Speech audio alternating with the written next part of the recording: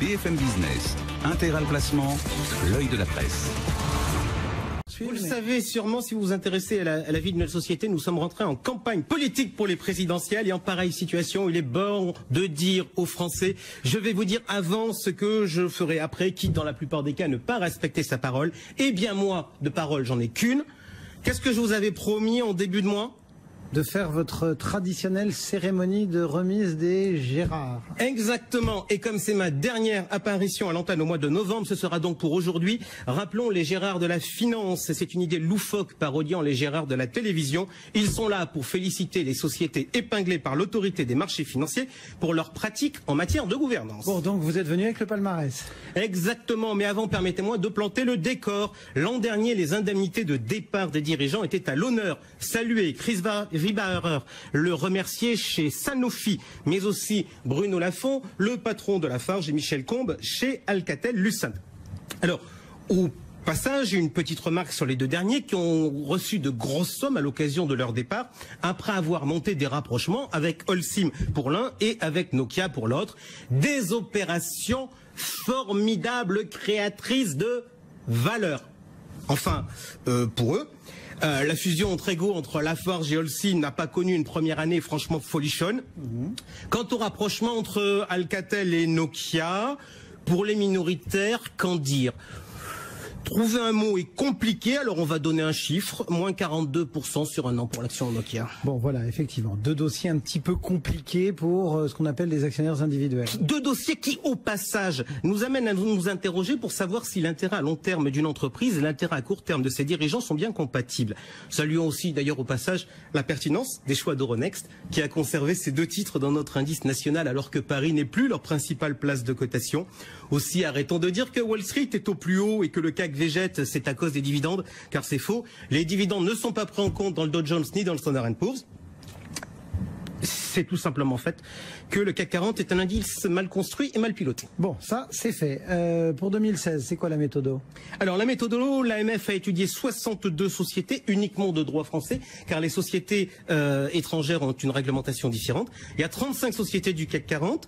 Deux ex-CAC qui étaient là l'an dernier, donc c'est EDF et Unibail-Rodamco pour garder un périmètre cohérent, et 25 sociétés de l'indice SBF 120 parmi les plus faibles capitalisations de l'échange. C'est une différence de taille par rapport à l'an dernier où l'AMF avait pris les plus grosses. Donc les vainqueurs, ils sont forcément dans ces 62. Exactement, et je sais, il y a de la déception potentielle chez les autres. Et pourquoi donc je pourrais pas avoir mon Gérard des marchés financiers pour mes performances décevantes en matière de gouvernance d'entreprise? Allez, roulement de tambour donc. Jean-François, dévoilez-nous le palmarès de ces Gérards 2016 de la finance. Avant le sujet de l'année, il faut vous dire, ce sont les rémunérations. Alors au passage, l'AMF constate que 29% des sociétés de l'échantillon ont procédé à une augmentation de la rémunération fixe de leurs dirigeants contre 27% l'an dernier, donc ça paraît relativement proche, mais sur 17% de l'échantillon contre 8% l'an dernier, la hausse s'établit entre 5 et 10%, quasiment que dalle. Donc, face à tous ceux qui nous annoncent une reprise de l'inflation à cause de la hausse de la rémunération, je vois qu'il y a là incontestablement un élément favorable à leur argumentation. Un brin d'ironie ne nuit jamais. Alors, on y va. Qui gagne le Gérard en matière de rémunération? Le Gérard du « on prend l'oseille et ne nous embêtez pas » revient conjointement à Carlos Ghosn, le patron de Renault, et Patrick Cron, l'ex-boss d'Alstom. Alors pour deux histoires qui sont totalement différentes.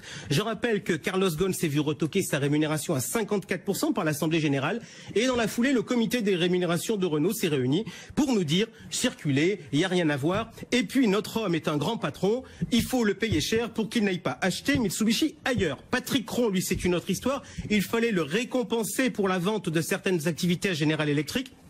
Résolution rejetée par l'Assemblée Générale à hauteur de 62%, mais maintenue malgré tout. Et au passage, on appréciera le communiqué qui a été publié après la réunion du comité des rémunérations qui s'est tenue 4 mois plus tard.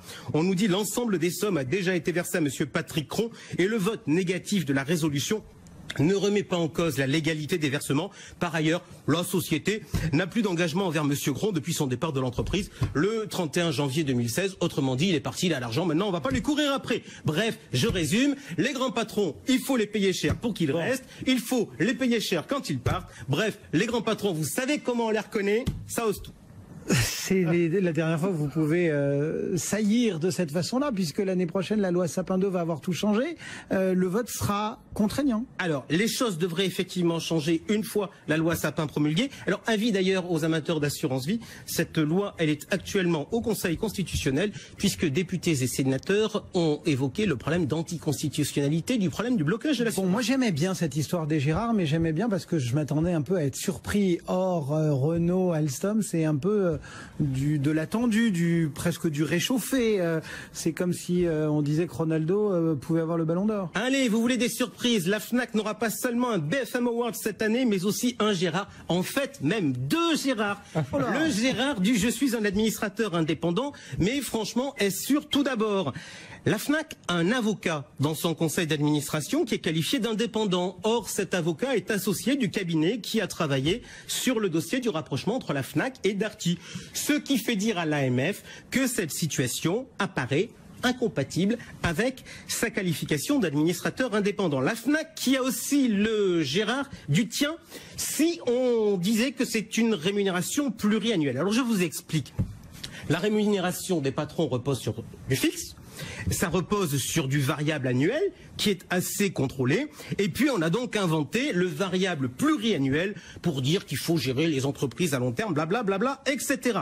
Mais sur le pluriannuel, il faut en toute logique que l'évaluation du critère ait lieu sur plusieurs années. Seulement voilà, à la FNAC, l'AMF a constaté une rémunération pluriannuelle sur un exercice unique. Pas bon, pas bon. Bon. Est-ce qu'il y a des Gérards qui persistent? Oui, le Gérard du dangereux cumulard reste la propriété de Vincent Bolloré. D'après le Code du commerce, vous n'avez pas le droit d'avoir plus de 5 mandats sociaux. Eh bien, il en a 9. Et je pense ne pas me tromper en vous disant qu'il en sera de même l'année prochaine. Explication, Bolloré considère qu'il a une dérogation, car en fait, il dit ce sont les mandats dans le même groupe. Le hic, c'est que l'AMF n'est pas d'accord, car l'AMF nous dit que l'objet social de Bolloré SA n'est pas de gérer des participations. Donc, le dossier va se poursuivre et l'investisseur observera que l'on peut avoir un régulateur qui conceste une pratique sans qu'il ne se passe rien. Cela s'appelle l'état de droit moderne. Oh, il y en a d'autres? Les entreprises sont censées communiquer sur toutes les rémunérations reçues par les mandataires sociaux. Donc le Gérard de l'entreprise qui ne dit pas tout sur combien gagne son patron revient simultanément à Kering et SFR Numéricable, ce qui a valu au commissaire aux comptes de ces deux entreprises de sortir du bois et de noter ces mauvaises pratiques, comme il l'avait fait l'an dernier. Voilà, on connaît maintenant le palmarès de ces Gérards de la Finance 2016, décerné par Jean-François Filiat chaque année avec nous dans Intégral Placement. Jean-François, au fait, vous n'êtes pas venu avec le trophée. L'an dernier, le trophée, c'était une espèce de pavé autobloquant. Une sorte de pavé autobloquant pour l'autorégulation. Je suis venu avec du cirage et une brosse à reluire, parce que je sais pas, en lisant le rapport, j'ai un peu eu le sentiment que l'AMF avait plus mis en avant les bonnes pratiques que les mauvaises. Voilà, cirage et voilà, donc cirage et brosse à reluire. Joli trophée. C'est un coup de gueule? Non, pour l'AMF, c'est pas un coup de gueule, c'est un clin d'œil. Le coup de gueule, il est ailleurs. L'AMF, la frontière est... L'AMF juge sur le respect d'un code qui est établi par les entreprises. Mais que vaut ce code? Cet été, l'AFEP et le MEDEF ont fait une consultation publique pour le faire évoluer. Je n'ai pas répondu parce que je trouvais en fait scandaleux que l'autorégulation n'attende pas la position du législateur avec la loi Sapin 2 afin de faire évoluer ses règles. Ça voulait dire en pratique, nos règles d'autorégulation sont plus fortes que la loi. Je ne suis pas convaincu que ça contribue à réhabiliter les entreprises en France. Et puis second sujet, officiellement sur les rémunérations variables, il faut communiquer sur les critères retenus.